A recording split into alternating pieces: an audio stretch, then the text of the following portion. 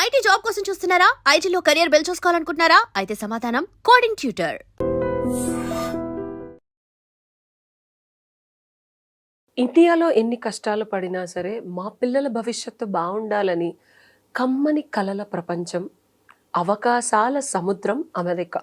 So ఎంత కష్టపడినా సరే అబ్రాడ్ పంపించి ఒక మంచి కాలేజ్లో కనుక మా పిల్లలు అడ్మిషన్ అయిపోతే ఇక ఫ్యూచర్ సెట్ అయిపోయింది అనుకునే చాలామంది తల్లిదండ్రులకి గగ్గురుపాటు పొడిచే కొత్త పాలసీసు అండ్ ఇమిగ్రేషన్ లాసు ఇప్పటికే చాలా ఇబ్బందికరమైన పరిస్థితుల్లో మీ పిల్లల్ని తోసుంటే కనుక ఈ వీడియో మీకోసమే.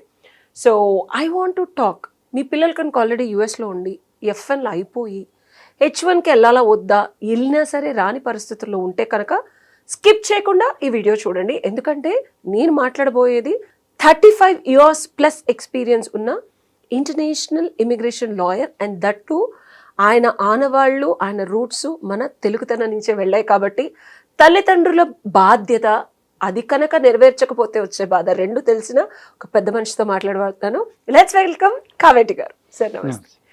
Sir, you have seen the world. ప్రపంచం మొత్తం ట్రావెల్ చేశారు. సో చిన్నప్పుడే దేశం వదిలేసి you went to Australia, you become an advocate, and London, and then America. So you know the pain of foreign కంట్రీలో పిల్లలు ఉన్నప్పుడు, సెటిల్ అవ్వనప్పుడు, అండ్ కొత్త కొత్త లాస్ వల్ల వాళ్ళకి ఫ్యూచర్ ఏంటో తెలియనప్పుడు పేరెంట్స్ పడే బాధ మీకు తెలుసు. సో ఈ రోజు నేను అడగబోయే ప్రశ్నలన్నీ from the context of parents only sir. ఎందుకంటే పిల్లలు ChatGPTలు వాడి, గూగుల్ సెర్చ్లు వాడి ఏదేదో వెతుకుతూ ఉంటారు. పాపం అస్తవ్యస్తంగా న్యూస్ పేపర్లు చదివి గూగుల్లో ఏదో తెలిసిన వాళ్ళు చెప్తే వినే తల్లిదండ్రుల ప్రశ్నలు, ఆవేదన ఈరోజు మన ఎపిసోడ్. సో ఆల్రెడీ పిల్లల్ని 20 లక్షలో 30 లక్షలో అప్పో సొప్పో చేసో లోన్లు తీసుకొనో ఫారెన్ పంపించుంటారు.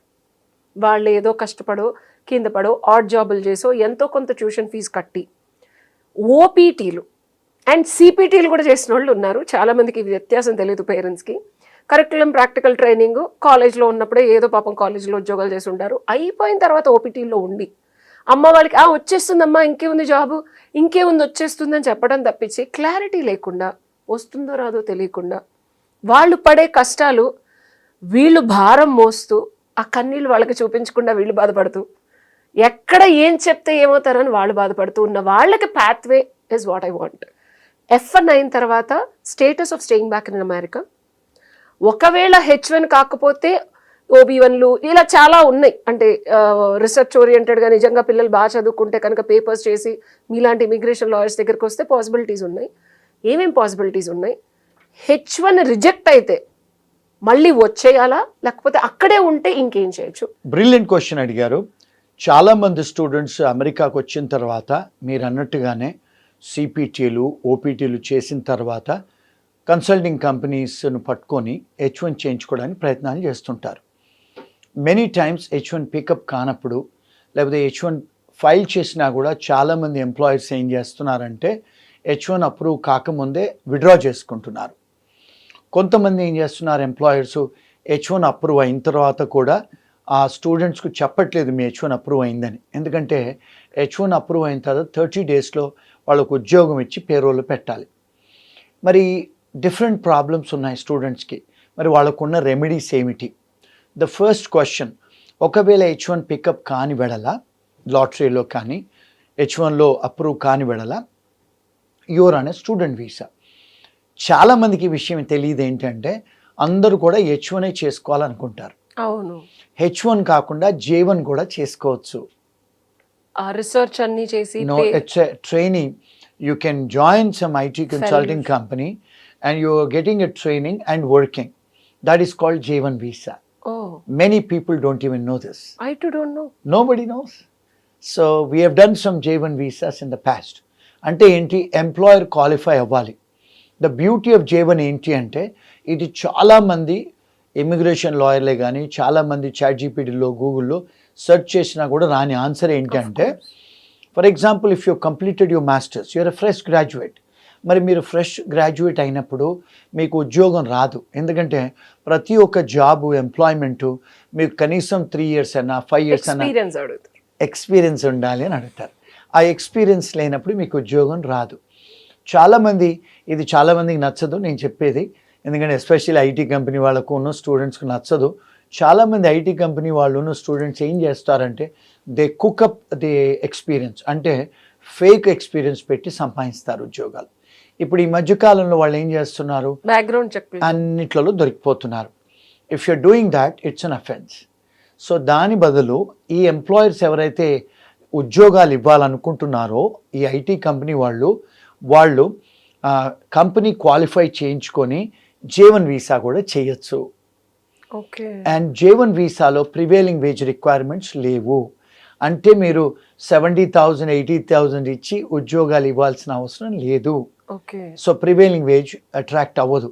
అంటే మీకు స్లాబ్ ఉంటది, ఇంత కంపల్సరీ ఇవ్వాలి అనేది లేదు. ఓకే. డిపార్ట్మెంట్ ఆఫ్ లేబర్ దగ్గర పర్మిషన్ అవసరం లేదు. J1 మీరు ఆఫర్ ఇచ్చేసి J1 DS ఫామ్ నింపేసి J1 కూడా ఫైల్ చేసుకోవచ్చు. మీరు ఏ కంపెనీలు అలా చేయొచ్చు?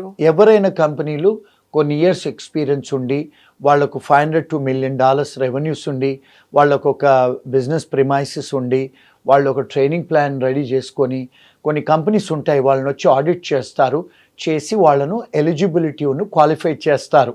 ఇలాంటి వీసాలు అప్రూవ్ చేయడానికి, అప్లై చేయడానికి. Yes, then you can apply for J1. ఆ J1 1 year to 3 years ఇస్తారు. ఆ J1 కూడా మీరు ఇండియాకి వచ్చి స్టాంపింగ్ కూడా వేయించుకోవచ్చు. Okay. That is the brilliant remedy for all these guys. అందులో లాటరీ సిస్టంలో రారు. ఓ, అప్లై చేసిన వాళ్ళకి మాక్సిమం వస్తుంది, టెన్షన్ ఉండదు ముందు. సో అంటే మినిమం వేజ్ తో కూడా మీకు ఉద్యోగం ఇచ్చారనుకోండి, సో వాళ్ళు ఒక ట్రైనింగ్ ప్రోగ్రామ్ డిజైన్ చేయాలి కంపెనీ వాళ్ళు. సో ట్రైనింగ్ ఇస్తూ వీళ్ళకి ఉద్యోగం ఇచ్చినట్ట. అదే కంపెనీలో ఇవ్వాలా, లేకపోతే వేరే కంపెనీలో కూడా బయట కూడా చేసుకోవచ్చు వాళ్ళు, అంటే ఆ ఎంప్లాయర్ త్రూనే, అదే వేరే సాఫ్ట్వేర్ జాబ్ లో H1 పెట్టినట్టు కూడా వీళ్ళు పెట్టచ్చు. సో H1 అప్లై చేసే వాళ్ళు J1 అప్లై చేయొచ్చా ఆ కంపెనీ? కానీ ఇది ఎందుకని ఎవరు చెప్పరు బయటికి? H1 కన్సల్టెంట్ ఎవరు లక్షలు తీసుకొని తెలీదు వాళ్ళకు కూడా తెలీదు. J1 చేయించుకోవచ్చు. చాలా మంది ఇప్పుడు ఏమవుతుందంటే అమెరికాకు చాలా జాబ్ క్రైటీరియాస్ కోసం వస్తారు. ఫర్ ఎగ్జాంపుల్ ఇప్పుడు మీరు చూడండి, MBBS చదివిన వాళ్ళు అమెరికాకు హెల్త్ మేనేజ్మెంట్ సైన్స్ చదవడానికి వస్తారు. మరి వచ్చినప్పుడు వాళ్ళకు హాస్పిటల్లో H1 ఇవ్వకపోతే మరి J1 కూడా ఇస్తున్నారు కదా డాక్టర్స్కి. అవును, వాళ్ళకి ప్రాక్టికల్ ఎక్స్పీరియన్స్ కోసం రియల్ టైమ్. నేను ఒక తెలుగు వాళ్ళ దగ్గర చూశాను. So that got extended. J1 ఇస్తారు డెఫినెట్ గా. ప్రాక్టికల్ ఎక్స్పీరియన్స్ అండ్ ట్రైనింగ్ వీళ్ళ దాంట్లో క్లినిక్ లో ఇచ్చి still they can go and work in the hospitals, because I have spoken with one of the person like that. Correct. So అది J1 visa. ఆ J1 visa చాలా, ఇప్పుడు for example somebody has done ఇక్కడ dentistry చదివి డెంటిస్ట్లు అయ్యేసి అమెరికాకు వచ్చి మళ్ళీ dentist అవ్వాలనుకుంటారు. మరి డెంటిస్ట్ అవ్వాలనుకుంటే అక్కడికి వచ్చిన తర్వాత మీరు ఏదో ప్రోగ్రామ్ కోసం వస్తారు. వచ్చిన తర్వాత you want to work in some dental institution, లేకపోతే నాన్ ప్రాఫిట్ ఆర్గనైజేషన్స్లో కొన్నిట్లలో మీకు ఉద్యోగాలు ఉంటాయి. మరి వాళ్ళు H1 చేయడానికి అర్హులు ఉండరు, J1 కూడా చేసుకోవచ్చు. కొంతమంది H1 అర్హులు ఉంటారు, కొంతమంది J1 అర్హులు ఉంటారు. సో H1 చేసే వాళ్ళు J1 కూడా చేయొచ్చు. So this is the remedy for lot of these people, those who are looking for a lottery. ఇప్పుడు లాటరీ సిస్టంలో ఇప్పుడు కొత్త ప్రజెంట్ అడ్మినిస్ట్రేషన్ ఏమన్నారు, ఫస్ట్ లాటరీ $250,000 శాలరీ ఇచ్చే వాళ్ళకే తీస్తామన్నారు.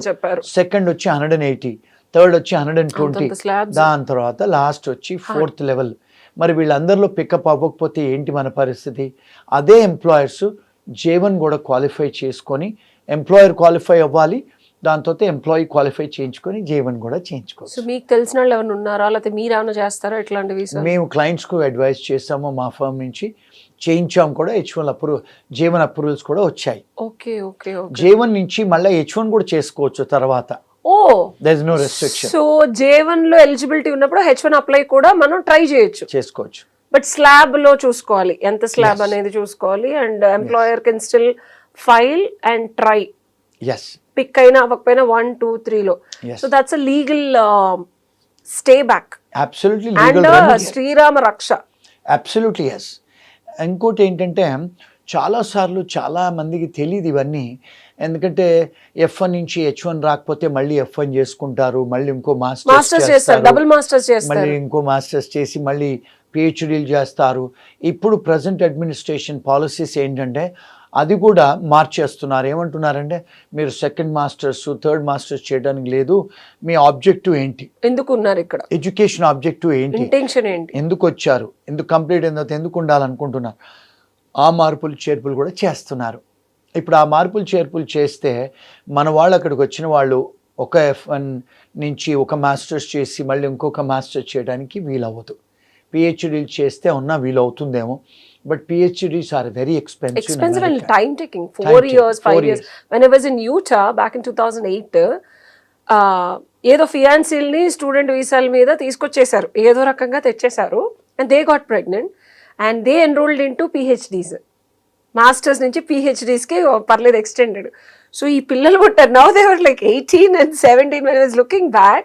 It took them 6 years to finish their PhDs and the kids were grown up and still living in the student facilities, and it was very tough because PhD is so extensive in America. They have to put their ఏదో మన add జాబులు చేసి డబ్బులు సంపాదిస్తామని కుదరదు.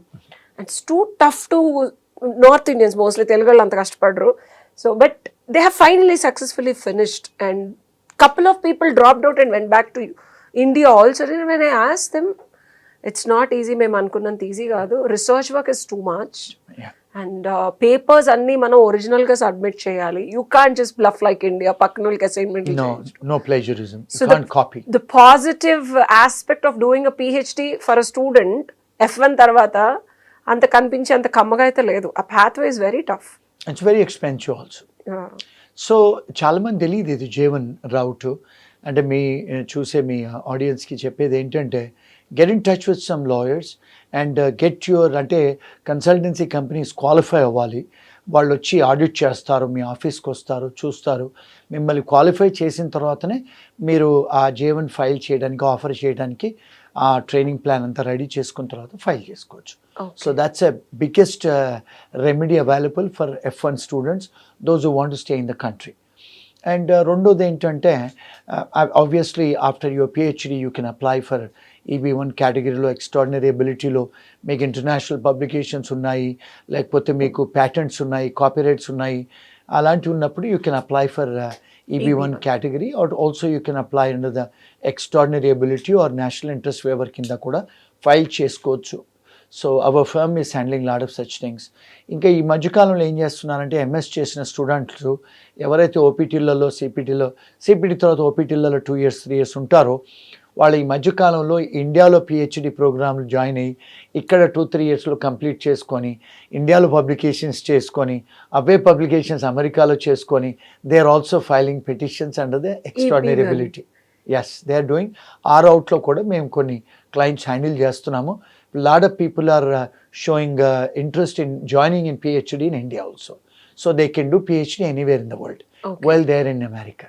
ఓ, ఈ option కూడా ఉందా?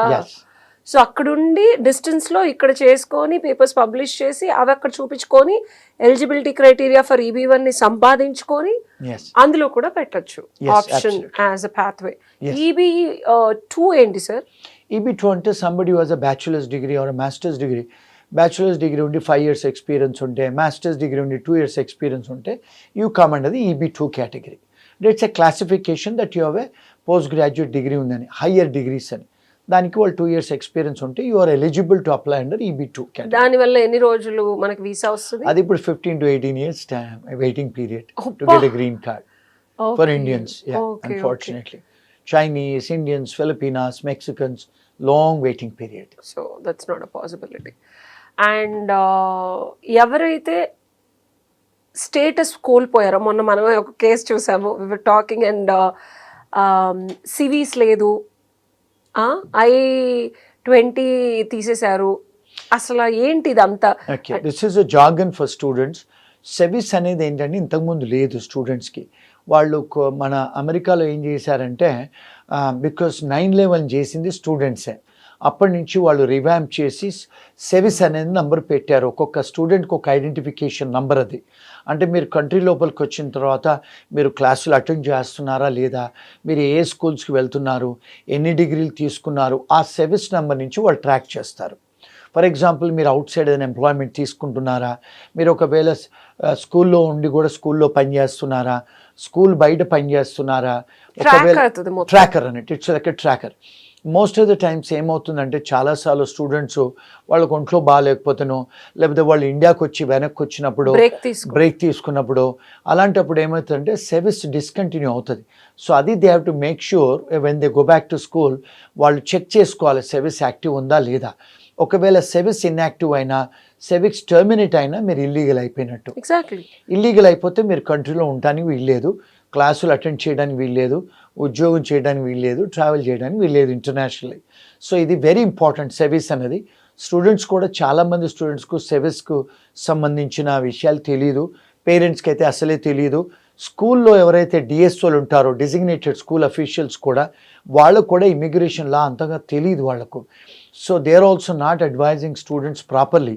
ఇంకోటి ఏంటంటే ఈ యూనివర్సిటీస్ ఈ మధ్యకాలంలో ఏమైనాయి అంటే, ఇంతకుముందు గతంలో 20-25 ఏళ్ల కింద ఆ యూనివర్సిటీస్ వెళ్ళాలంటే టోఫెల్ రాయాలి, జీమాట్ రాయాలి, జిఆర్ఈ రాయాలి, అవన్నీ తీసేసారు, ఎంట్రీ మొత్తం free.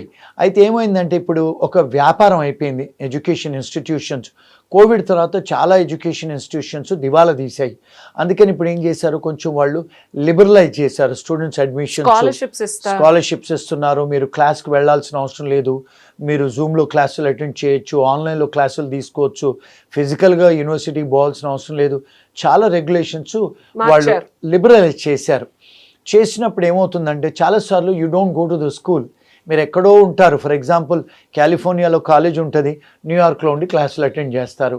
You're not seeing the DSO, you're not seeing the professor, you're not in touch with the academics అక్కడ. సో అలాంటప్పుడు ఏమవుతుందంటే ఈ మిస్కమ్యూనికేషన్, కంప్యూటర్స్లో మనం ఐటీలో ఈమెయిల్స్ చేయటం, ఫోన్లలో మాట్లాడటం, ది కమ్యూనికేషన్ గ్యాప్స్ వచ్చేసి సర్వీస్ టర్మినేట్ అయిపోతుంది, కొన్నిసార్లు సర్వీస్ కంప్లీట్ అని వస్తుంది. ఇలాంటివి జరిగినప్పుడు మీరు ఇల్లీగల్ అయిపోతారు. ఇల్లీగల్ అయిపోతే then you have to apply for reinstatement again. So students తస్మాత్ జాగ్రత్త. ఎందుకంటే నేనే ఒక క్లాసిక్ కేసు చూసాను. ఆల్మోస్ట్ సార్ 1.5 hours మాట్లాడారు. మన తెలుగు స్టూడెంటే యుఎస్లో ఉన్నాడు, సర్వీస్ స్టేట్మెంట్ అయిపోయింది తెలియదు సార్ అని అలా అంటే కుదరదు అక్కడ. సో తెలుసుకోవాలి, ఇది మన బాధ్యత. ఎందుకంటే మీరు అది కనుక క్రాస్ చెక్ చేసుకోపోతే తల్లిదండ్రులు మీరు కూడా అడగండి ఈ ప్రశ్న మీ పిల్లల్ని. ఇది యూనివర్సిటీలు మారి లేకపోతే కాలేజీలు మారినప్పుడు అనుకోకుండా తెలుసో తెలియకో సార్ చెప్పినట్టు దీనికి ఒక ప్రాపర్ స్క్రూటినీ ప్రాసెస్ కాలేజీలు కూడా ఇచ్చిన వెసులుబాటుల వల్ల యాక్టివ్గా ఉందో లేదో చూసుకోకపోవడం వల్ల మన తెలుగు పిల్లాడు ఆల్మోస్ట్ ఒక 1.5 year నుంచి లీగల్ స్టేటస్ లేకుండా స్టక్ అయ్యాడు. అది అతనికి కూడా తెలీదు. సో ఇది చాలా చాలా ఇన్ఫర్మేటివ్ వీడియో. ఎందుకంటే సెవీస్ యాక్టివ్గా ఉంటేనే మీ పిల్లలు లీగల్గా అమెరికాలో ఉన్నట్టు.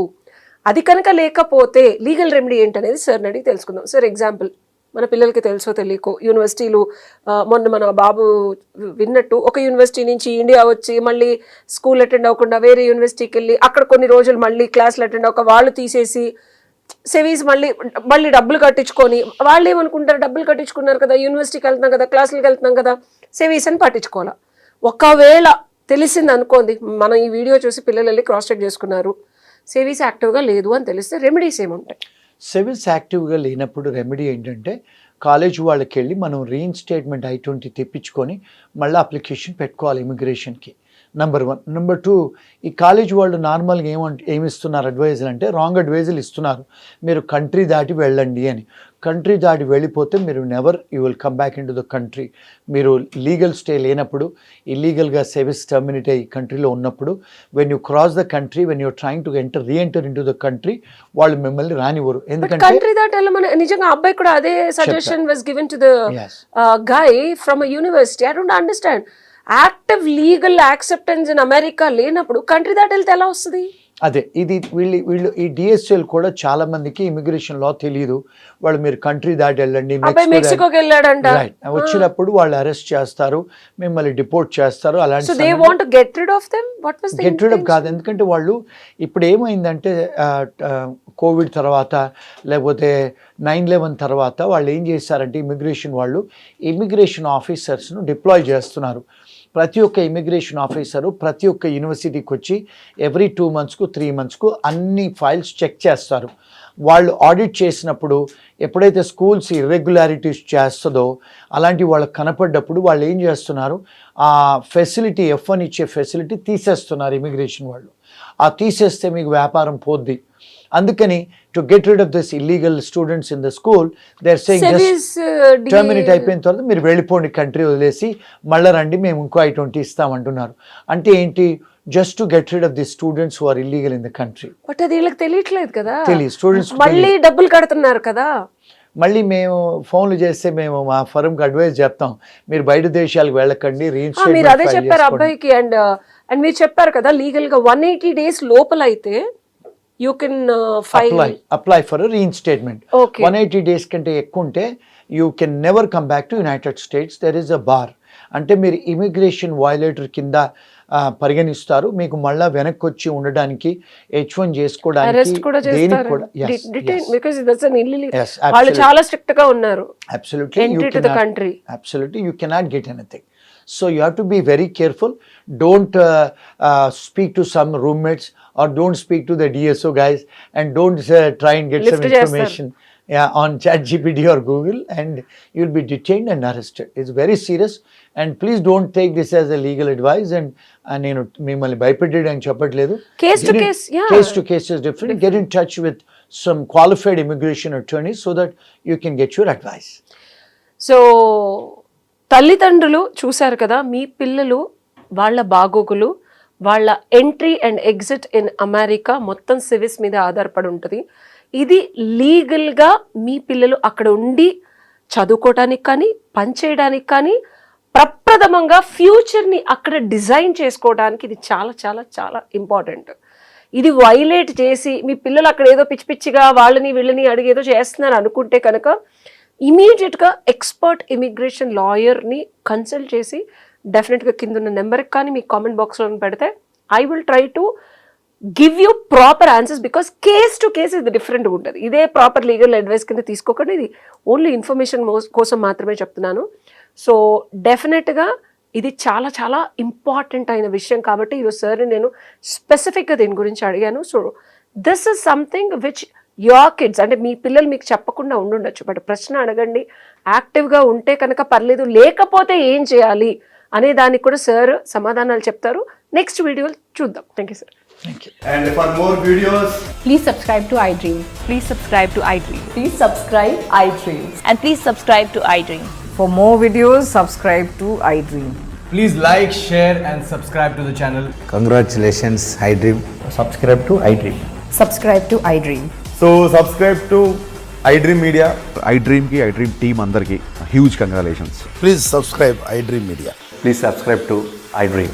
Subscribe iDream. Please subscribe to iDream. iDream అంటే నా కళల ఛానల్ సబ్స్క్రైబ్ చేసుకున్న నోరు తిరుగుతలేదు, మీరైతే గంట గుర్తు కొట్టండి. For more such videos, please subscribe to iDream. Subscribe to iDream. Please subscribe to iDream. Please subscribe iDream Media. Please do subscribe to iDream. Please subscribe to iDream Media. For best entertainment and information, please subscribe iDream. And don't forget to subscribe to iDream.